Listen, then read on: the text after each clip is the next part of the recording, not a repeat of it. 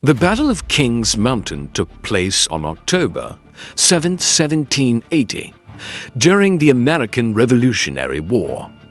It was a pivotal victory for the American patriots and marked a significant turning point in the Southern campaign of the war. The battle was fought near Kings Mountain, on the border between North and South Carolina, and involved a unique confrontation between Patriot militias and Loyalist forces. By the late 1770s, British forces were focusing their attention on the southern colonies, hoping to rally Loyalist support and cut off the American resistance.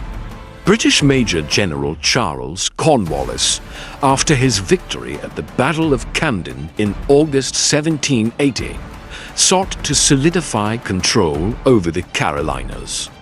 To protect his western flank, he dispatched Major Patrick Ferguson, a skilled officer, to recruit and lead Loyalist militia forces in the region. Ferguson had been tasked with organizing and training Loyalist militia to suppress Patriot resistance in the backcountry. He was successful in assembling around 1,100 men, many of whom were local Loyalists. He made the mistake, however, of threatening the fiercely independent frontiersmen who lived in the mountains west of the Carolinas, warning them that if they did not cease their rebellion, he would march his army over the mountains. This threat enraged the Over-Mountain Men, a group of Patriot frontiersmen from what is now Tennessee, Virginia, and North Carolina. These rugged mountain settlers decided to take action before Ferguson could carry out his threat. Led by notable Patriot leaders, such as Colonels Isaac Shelby, John Sevier, William Campbell, and Benjamin Cleveland, the Over-Mountain Men, along with other local militias, assembled a force of about 900 fighters. These men, armed mostly with their own long rifles, began a swift and determined march eastward over the Appalachian Mountains to confront Ferguson. On October 6, 1780, the Patriot force arrived near Kings Mountain, a ridge where Ferguson had established a defensive position. Ferguson, confident in his superior numbers and the natural fortifications of the ridge, was unaware of the size and determination of the Patriot force approaching him. On the morning of October 7th, the Patriot militia surrounded the base of Kings Mountain. The ridge provided Ferguson with a defensive advantage, as it was steep and rocky, but it also left his men with little room to maneuver or retreat. Ferguson had about 1,100 Loyalist soldiers, many of whom were local militia, while the Patriots numbered close to 900. The Patriots launched their attack from all sides, climbing the ridge and firing at the Loyalists from cover.